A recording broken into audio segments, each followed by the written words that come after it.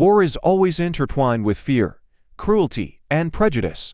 When a soldier is captured as a prisoner of war, dark scenarios flood their mind: forced labor, starvation, beatings, and the fading hope of ever seeing their family again. This was the mindset of German and Italian soldiers captured by the Allies in the United States and Australia during World War II. Yet, amidst this tragic canvas, an astonishing cultural shock unfolded. Australian soldiers, who had assumed prisoners would be harshly exploited, were stunned to witness the opposite. Instead of being tortured or starved, the prisoners were paid for their agricultural labor. Even more shocking, they could send money back to their families at home. Imagine the feelings of a German soldier in that situation. He had been fed propaganda claiming that falling into American or Australian hands meant a slow death by starvation. But upon entering a prisoner of war camp, instead of whips and chains, he received a notice that his daily work in the fields would be compensated, and that money could be kept or sent home. Shock, amazement, disbelief. Australian soldiers, accustomed to the harshness of the battlefield, watched this scene with skepticism. They once mocked, if prisoners only need to eat well and sleep soundly, who would fear war?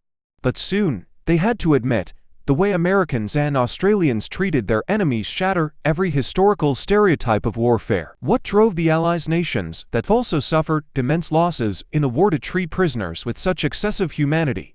Was this merely a sophisticated psychological strategy or evidence of a fundamentally different culture?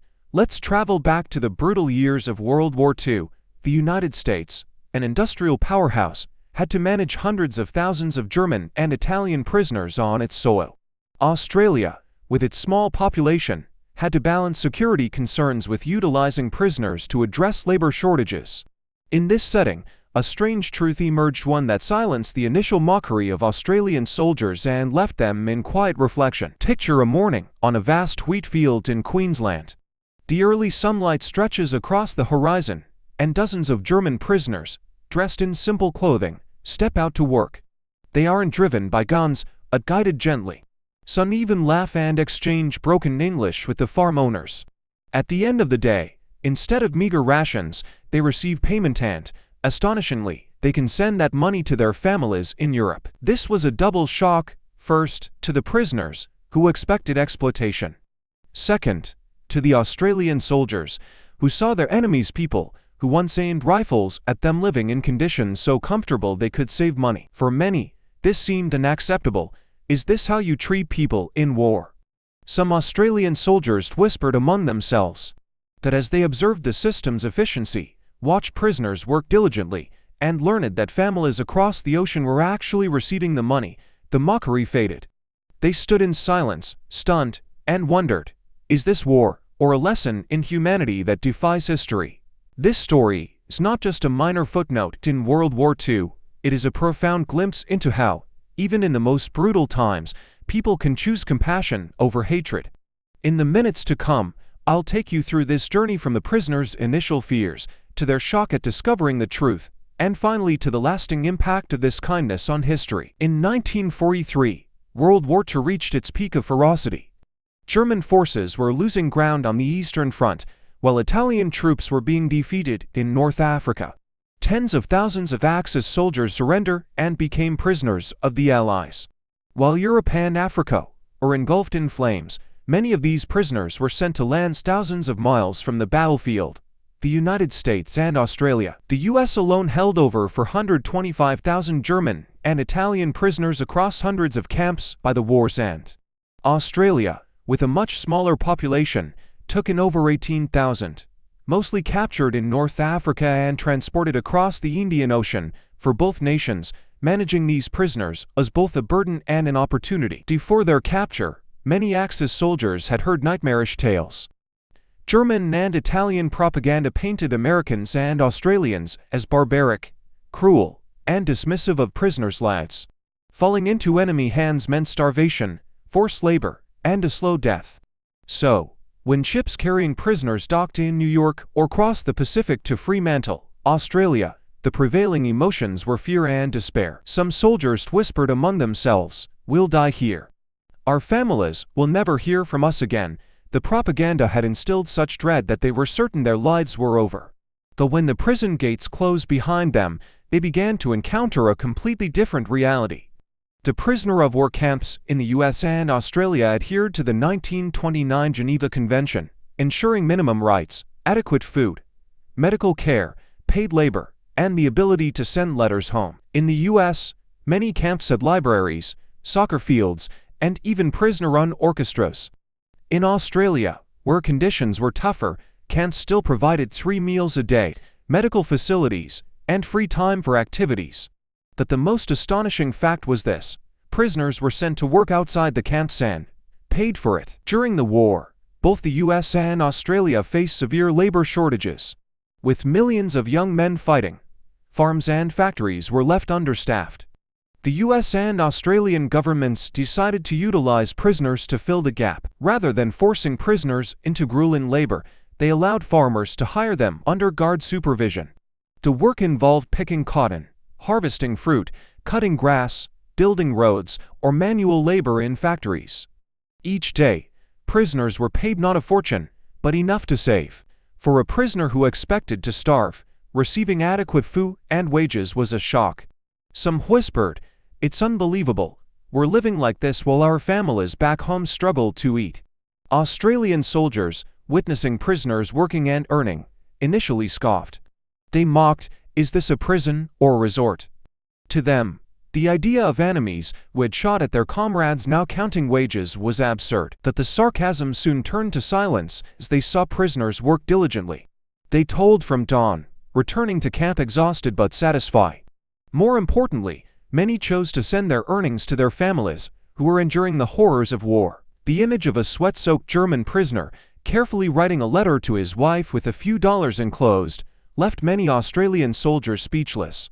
They realized that beneath the enemy uniform were ordinary men with wives, children, and the same worries about providing for their loved ones. The camps became microcosms of society, where former enemies began to familiarize themselves with American and Australian culture. They learned a few English words and glimpsed how an economy worked, where even prisoners had the right to work and earn. This contrast stunned many Australian soldiers. In their war-torn memories, they knew only cruelty, blood, and death. Yet here, on their own soil, enemies who once shot at them send money home to their families. For the prisoners, the journey from capture to realization was an emotional roller coaster. From the fear of torture to the surprise of decent meals, and finally to the shock of being able to write letters and send money home. Some prisoners initially thought it was a trap, fearing the money would never reach their families. But when replies arrived, emotional letters saying, "We received your money," they broke down in tears. What makes this story remarkable is not just that prisoners were paid, but that it reflected a greater value. Even in war, humanity persisted. Americans and Australians didn't just detain their enemies. They gave them a chance to retain some human dignity to work, support their families, and hold on to hope. This humanity led many Australian soldiers to question, is war truly only about hatred? Or are there still glimmers of compassion behind it? One summer morning in 1944, in rural Queensland, Australia, the sun rose over endless sugarcane fields. A group of German prisoners, lean but resilient, were led out to begin a day's work. Australian soldiers stood guard at a distance, hands resting lightly on their rifles, their eyes a mix of suspicion and curiosity. They were used to guarding prisoners, but that day, something unusual happened. After finishing their work, instead of just receiving meals, the prisoners were called up one by one, handed a small slip of paper and a few coins.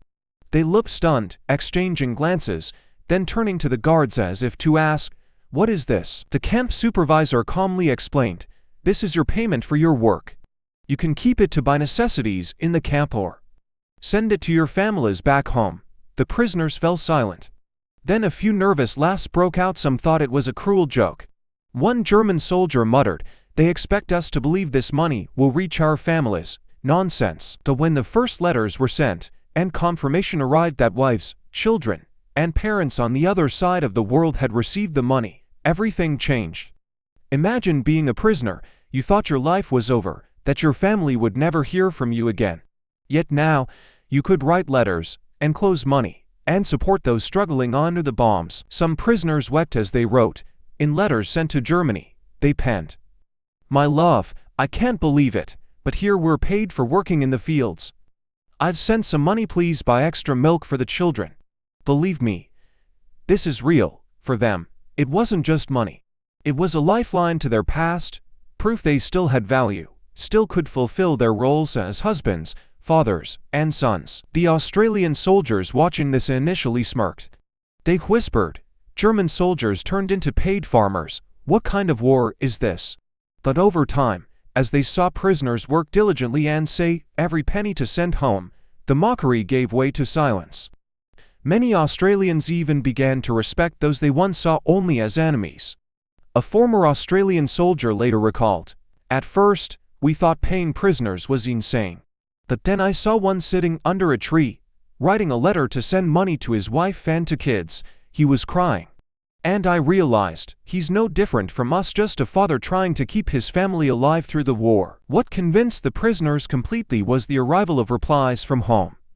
In many letters, wives or parents confirmed they had received the money. Some wrote that it had bought bread, milk, or medicine. For families in Germany or Italy enduring bombings, that money was a miracle.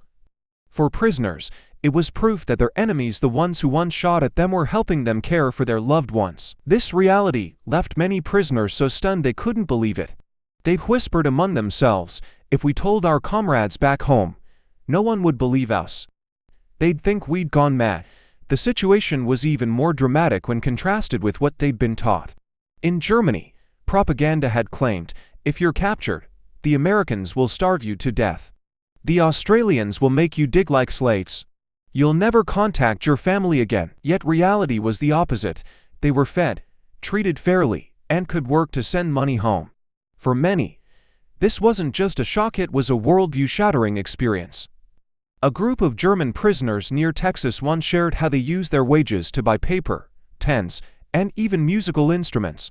They formed a small band, performing for both prisoners and guards.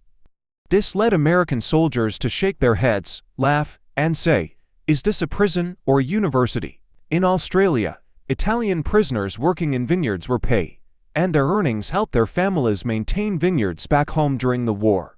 Some, after the war, returned to Australia to thank the farmers who had employed them. These experiences created a turning point not just for the prisoners, but for the Australians. They no longer saw their enemies as monsters, but as ordinary people caught in the whirlwind of war. Many prisoners later admitted that being treated kindly made them question what the Nazi regime had preached. If the enemy was truly as cruel as propaganda claimed, why were they allowed to send money to their families? A former German prisoner once said, "When I received my wife's letter saying she got the money I sent, I sat in silence for hours. I realized everything we'd been taught about the West's cruelty was a lie." The story of paid prisoners spread quickly through the camps.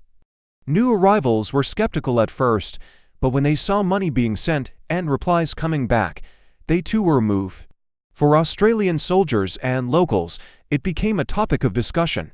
Some still scoffed, calling it American softness, but most began to admire it.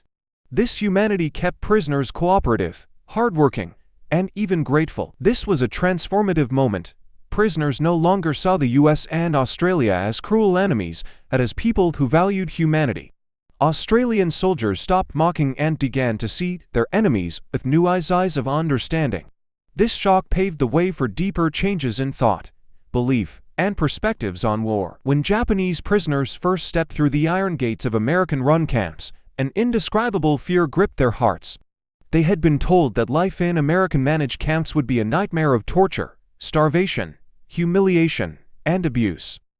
But as time passed, what they witnessed left them confused and gradually reshaped their perspectives. This part focuses on their years in the camps, from initial caution and suspicion to gradual adaptation, rediscovery of humanity, and learning to coexist with their enemies. In the early days, the camp atmosphere was tense, like a taut string. American guards stood watch, rifles at the ready, eyes vigilant. To Japanese prisoners, many with cold, guarded expressions, refused to engage, speaking only in hushed whispers among small groups. The first meal in the camp was a stark example. Instead of the starvation they feared, Prisoners received trays of rice, mashed potatoes, some canned meat, and even weak coffee. Though not to their taste, it was clearly not the starvation diet they expected. Yet, many Japanese soldiers remained wary, some hesitating to eat, fearing poison. Suspicion wasn't one-sided. American guards, influenced by wartime propaganda, viewed the prisoners with caution, warned that the Japanese could attack at any moment. In those early days, any small movement by a prisoner could escalate tensions. The Americans ran the camps systematically. Prisoners followed strict rules, waking on time, lining up for roll call, maintaining hygiene, avoiding fights, and not attempting escape.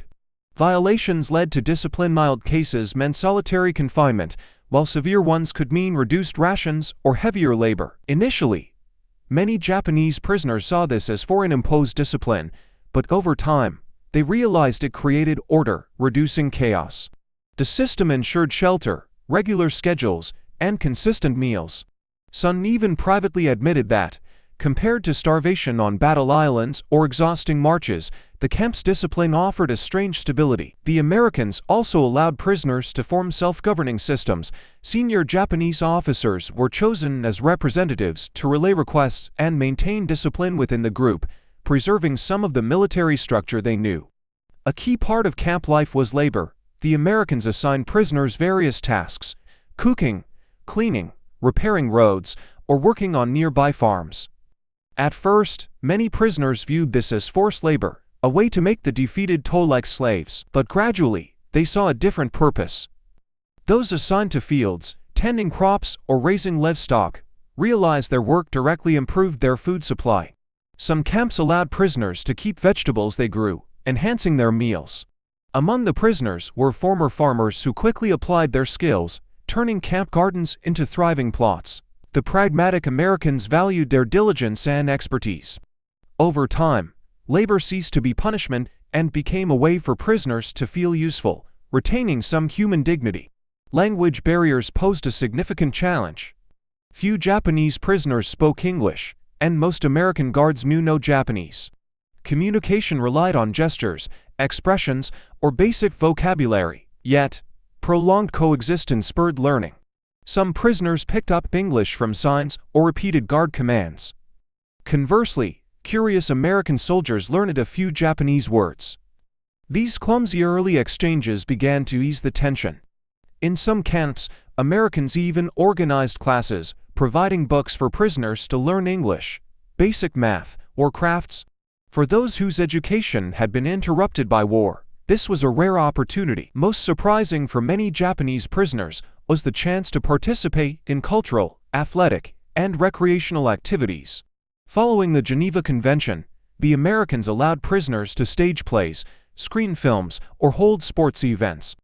On weekend afternoons, camp yards hosted soccer or baseball games. Initially, the Japanese watched from the sidelines, but they soon joined in.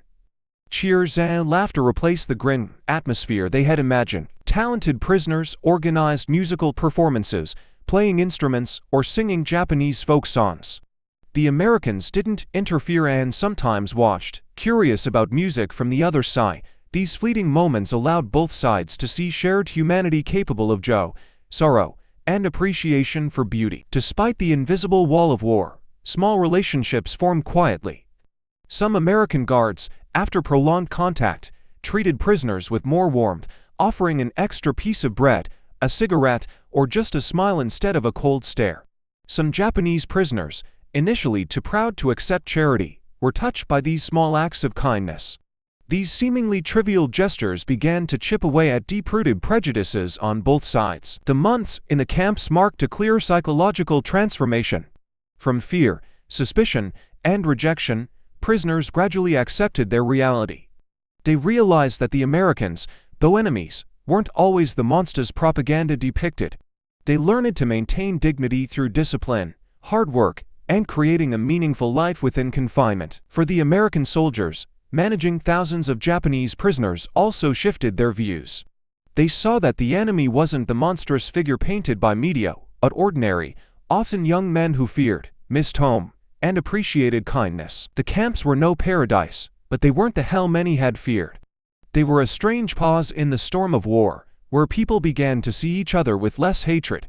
This adaptation and shift in perception prepared the Japanese prisoners for a greater turning point the day it would be freed and returned to a Japan forever changed. After years of captivity in a foreign land, the moment thousands of Japanese prisoners had awaited finally arrived. News of Japan's surrender and the war's end sparked a wave of emotion, shock, relief, and a heavy burden. Prisoners who once feared a hellish camp life now prepared to leave a place they had grown accustomed to, and the people, who were once enemies, had become familiar. This final part focuses on their journey home, the psychological shock of facing a transformed homeland, and the lasting spiritual legacy of their prisoner experience. When news of Japan's surrender reached the camps, many prisoners couldn't believe their ears. Some wept, others sat in stunned silence, and some reacted with anger, seeing it as a national disgrace. They had been taught that Japan would fight to the last drop of blood, never surrendering. Yet, the harsh reality was that the Yamato had sunk, Hiroshima and Nagasaki were devastated, and the emperor had declared surrender. Younger prisoners felt relief, thinking, at least the war is over, and we're alive to return, but veteran officers struggled to accept it. For them, Japan's surrender meant the collapse of the ideals they had devoted their lives to. The American Guard's attitudes shifted as well. They relaxed their strict vigilance, and many became more open. In some camps, small farewell gatherings took place, with prisoners and guards exchanging mementos, like lighters, photos, or notebooks. These moments revealed a paradox. War had divided them, but it also brought them together, showing the humanity in each other. Repatriating hundreds of thousands of prisoners was a massive operation. The U.S. organized ships to transport prisoners from camps in the U.S., Hawaii, the Philippines, and Pacific Islands back to Japan. The journey home was unlike the one to war. When they left Japan for battle, they carried pride and belief in victory. On the return, the ships carried weary, gaunt men with heavy hearts. Many stood silently on the decks, staring at the vast sea, thinking of home, family, and the question, is anyone still waiting for us? On the ships, many reflected on their camp years. They realized that, despite being prisoners, they had survived, eaten adequately, and had opportunities to work and learn. Meanwhile, countless comrades had starved on Saipan, burned in New Guinea's jungles, or been buried at sea. Stepping onto Japanese soil, they found a country unrecognizable. Cities once bustling were now rubble from bombings. Tokyo, Osaka, Yokohama all bore the scars of war. The people were ragged, hungry, and lacking everything. Many prisoners couldn't find their families. Some had lost parents in air raids, others found their wives and children scattered, and some returned to homes reduced to broken foundations. This emotional shock drove many to despair. They wondered, did those years in captivity mean anything when our homeland is now in ruins? Moreover, post-war Japanese society had complex views toward former prisoners. In many minds, being captured alive was dishonorable, a source of shame. Many ex-prisoners faced stigma, struggled to find work, and found reintegration difficult. To quiet pain only they understood. Despite these challenges, many carried unique memories of their time in the camps.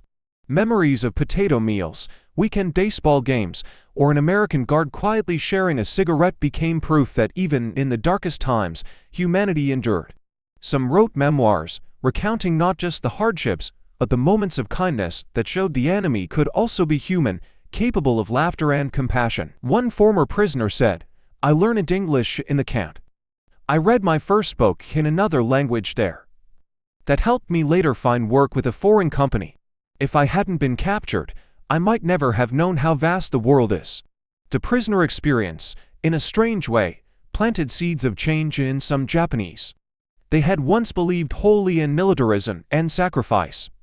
But their years in American camps showed them a different way of life, a different system, and cultural openness. As Japan rebuilt, these former prisoners became bridges to the outside world. Their English skills and exposure to American culture enabled them to work in international trade or collaborative projects.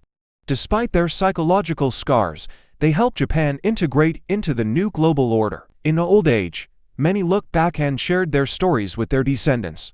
They didn't paint the camps as wonderful, but emphasized that even in those dark times, they learned a valuable lesson: Kindness can exist even between enemies. Some chose silence, unwilling to revisit painful memories.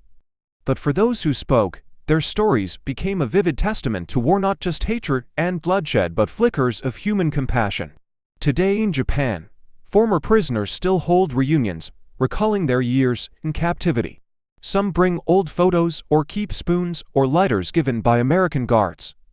These mementos symbolize reconciliation, a way to move beyond the past toward a future without war. The story of Japanese prisoners in World War II is more than a minor historical chapter. It's a mirror reflecting human nature, reminding us that even in the cruelest wars, moments of humanity shine through. These prisoners underwent a tumultuous journey, from fear and suspicion to adaptation and finding meaning in their memories.